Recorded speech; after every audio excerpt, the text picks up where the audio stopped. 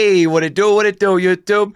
It's your boy Q, and VCT has finally started. And in EMEA, it started off with Super Week, which means we are allowed to get 10 games in just 5 days. Remember, of course, every region does have one Super Week during the season, which allows 9 weeks worth of play to get completed in just 8 weeks worth of scheduling. In EMEA, we got blessed to get started off with it for kickoff weekend, which meant double the pleasure, double the fun. Unless maybe you're BBL or the Giants, right? Which, to be fair, I don't think anyone can really say that they're surprised as far as that goes, whether it's the strength of the team or the strength of their schedule thus far. But just like I don't think anyone is really surprised at how close some of these games really have been. And again, remember, this has been Super Week for week 1, which means we have 2 weeks worth of games, 4 to 6 maps. And look how close these round differentials are from top to bottom. Really shows you just how close this region is, and I expect it's going to remain pretty well similar all year long, which should be a lot of fun to keep an eye on. We'll be trying to keep an eye on and catch as many games as your boy's schedule allows him to, doing some watch parties over here on the channel.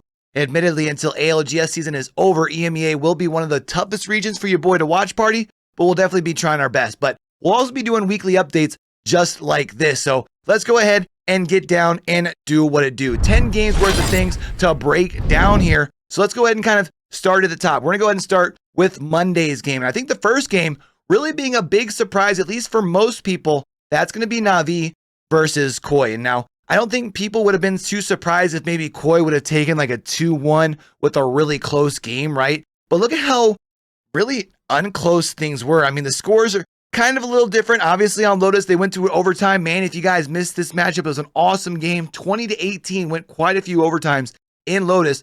Koi came out on top. On Ascent, though, Koi definitely looked a little bit better. They came out 2-0 there. Now, as far as our other game on Monday, Fnatic versus Giants Gaming, we talked about how Giants had a tough weekend here. It started off, well, not that great. I mean, they were playing off against Fnatic, so kind of understandable as to why they had that rough start. And really, look at the tell of the tale, really just within the overall scores here, especially when you look at that plus minus on the KDA, right? Seeing everybody on the side of Fnatic in that top range. Obviously, not so much the case over on the other side, as we can see there, right?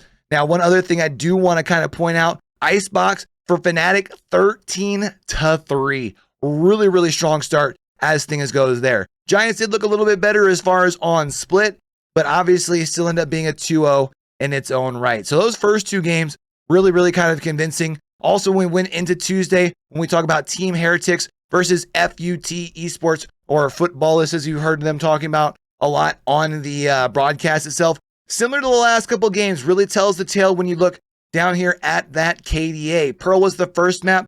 FUT Esports was able to take that thing 13-4. Second map, Team Heretics did look a little bit better. Still dropped that thing 13-9. Now, as far as our last game on Tuesday, I think this one would probably be one that a lot of people would be surprised about.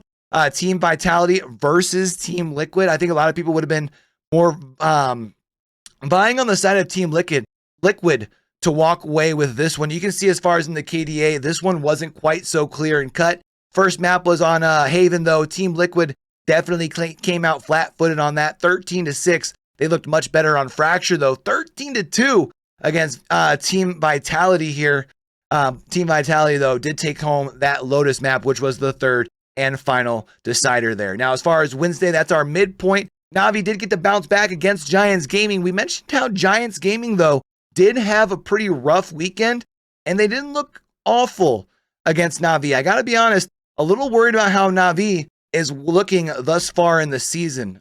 You will see, though, pretty decent all the way around. Actually, a little bit back and forth even, really. Remember, this was a 2-1 here. Quite a few people, though, on that positive side. When we look over here, you know, CNED, Zipan, Xiao, Sugetsu, obviously all doing very well. When we talk about that Icebox pick, that actually went into overtime. That was in Giants' favor, 17-15.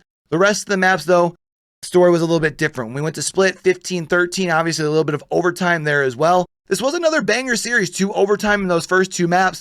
Navi, though, did start to run away with things on Pearl as they walked away with that 13-7 victory, right? Now, as far as our other game there, that's going to be Carmen Corp versus BBL Esports. Both of the two teams that we talked about having a little bit of a tough weekend, both played on Wednesday. Karmine Corp was able to walk away with the 2-0 sweep. You can see on Icebox, 19-17, BBL Esports did put up quite a bit of a fight on Split. Still a pretty good fight, just not able to push it into that overtime portion, and that was Karmine Corp walking away with that 2-0. Again, this was super week. We had 10 games, and we've only talked about 6 of them so far. Let's go ahead and get into Thursday's games here. Team Liquid versus FUT Esports, also known as Foot Esports, previously known as the Footballers. 2-1 in favor of Team Liquid. I don't think too many people ended up being too surprised about this one. This was a really good series all the way through and through. Started on Lotus here, 13-10 in favor of Foot Esports, 13-6 though in favor of Team Liquid on Split. It would then go to Ascent for that decider, 13-6 again in favor of Team Liquid there. So as far as when we talk about the other game on Thursday, Koi, remember they had a great start. They were able to walk away with that upset with their first game of the week. Not able to do the same against Team Vitality here. Team Vitality actually walks away with the sweep on Split, winning with a score of 13-9. And then over on Fracture, they did get pushed into overtime just for a couple of rounds. Still walked away with a dub though, 15-13. So that left us with Friday's games, our last 2 games of the week. Fnatic, BBL Esports. Gotta say, I was actually kind of surprised BBL Esports puts up a little bit of a fight here against Fnatic. You would think with Fnatic being a dominant name in the region for quite some time, and BBL Esports being a team that tends to struggle a little bit, you would have not been surprised if this ended up as a sweep right here, right? But it ended up being 2-1 on Ascent, 13-6. I'm not sure if Fnatic came out flat-footed or if BBL was just able to really play a very strong game. Either way, they were able to put them on the back foot, 13-9 over on Haven, Split 13-11. So a really close game all the way through and through. I think a really good building point for BBL Esports. Unfortunately, though, they only have 7 more matchups as far as trying to make up some of that lost ground here, right? And as far as that last game of the week, which is Friday, the later game, Team Heretics versus Carmen Corp. Team Heretics walked away with that 2-0. Started off on Icebox with that 13-5. Looked very, very strong, obviously, there. 13-2, even better over on Split. So that's kind of as far as how things looked as far as the week goes, as far as how the games went. But let's actually talk about this upcoming week because things get really, really interesting. Again, remember, Super Week was the first week. That's why we had 10 games. We only have 5 games this upcoming week. I do want to kind of do some pick'ems for these weekly updates over here on the channel. Definitely feel free to let me know as far as where I'm right, where I'm wrong, down in the comments below once we're all done, all right? Now, as far as Team Vitality and FUT Esports, obviously, Team Vitality looking very, very strong at the moment. Hard to kind of bet against them. Wouldn't be surprised to see if this goes 3 maps. But I do think I'm going to have to ride with Team Vitality there. Now, Navi does have a good chance to bounce back after a rough week in week number 1, which was Super Weeks. They get to play against BBL Esports. On the flip side, though, we talked about it just a couple of minutes ago. BBL Esports didn't look too bad against Fnatic. I would say BBL Esports might be an upset pick for you to potentially go with. However, I think because Navi has a point to prove, I'm going to roll with them there. Now, Fnatic is sitting at the top of the standings right now after Super Week. I'm going to expect them to stay there after another win over Team Heretics. This game right here, though, this 4th game, Team Liquid versus Carmine Corp, I think this is another one of those games that can be a banger, probably a 3-mapper. We're talking about 22, 24 rounds per map. Could be really good. I think I'm going to lean towards Team Liquid, though, on that side. Now, we had talked about how it had been a rough Super Week for 2 teams, not just BBL Esports, but Giants Gaming down here. And Koi was able to come out with a surprise in week number 1. I do think I'm going to expect Koi to ride that high, even though they weren't able to walk away with 2 wins in week number 1, the Super Week. I do think momentum's a little bit more on their side than we're going to be seeing over on the side of Giants Gaming, although Giants Gaming did look much better in their second matchup of the week. I do think I'm going to have to rock with Koi as far as that goes right there. All right. Now, definitely let me know where you think I'm right, where you think I'm wrong. Unfortunately, this weekend, we're not going to be able to do too many watch parties over here on the channel. We might be able to pop live on Sunday, potentially. And then, of course, Monday, or is it Friday, Sunday, Saturday, Sunday? Regardless, Friday, Saturday, I'm out of town. Only time I can pop live is going to be Sunday as far as that goes. All right. Now, I do want to point out just one thing here. Of course, we always, as far as on our like Q's Challengers Corner, which I'm going to start doing some of these VCT weekly updates. Not only do we review scores and do Pickems, but we also like to do a little bit of a power ranking sort of deal. All right. Now, as far as for the power ranking here, I do want to go over a few things. I think it really kind of depends on what you're looking at, what kind of you feel, what's the best way of putting it? What really gives you the most weight as far as things go? Because obviously you could look right at the top of the top 5 rankings and put them in that order. I don't think that's always necessarily the case. And I'm going to always try and make sure that we're kind of really balancing everything when it comes to that top 5. All right. So I think when it comes to the top 5 spot, I do think I'm going to have to roll with Navi. They kind of struggled, obviously, in their first game. They were able to bounce back and get a win. They've shown some ups and downs. Their round differential is only a -2.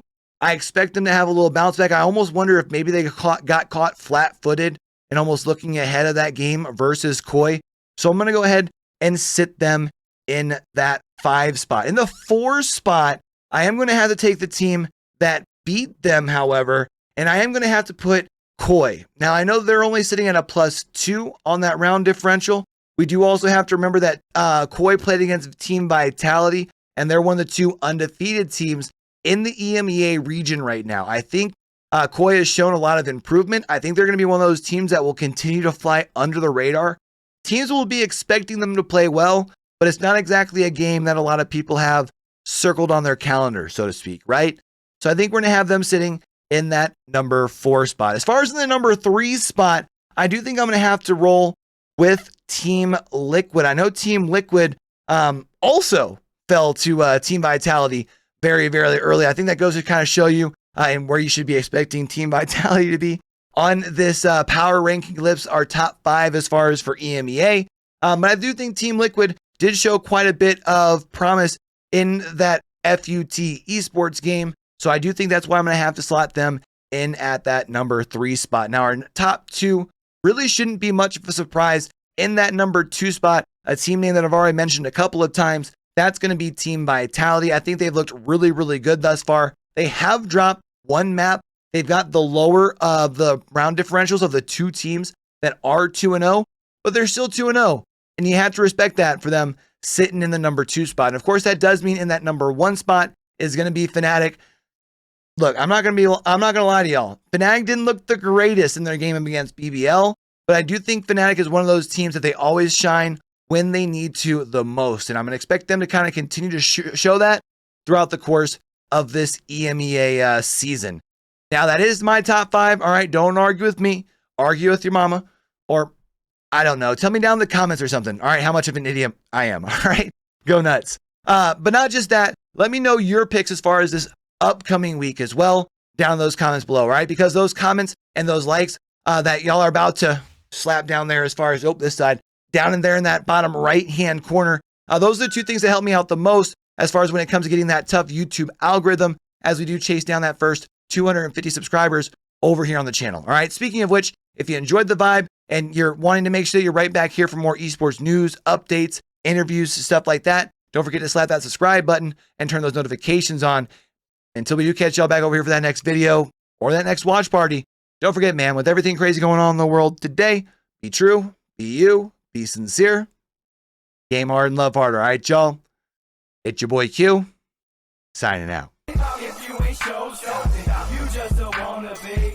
You wanna be me, but you will never be as fresh as see you.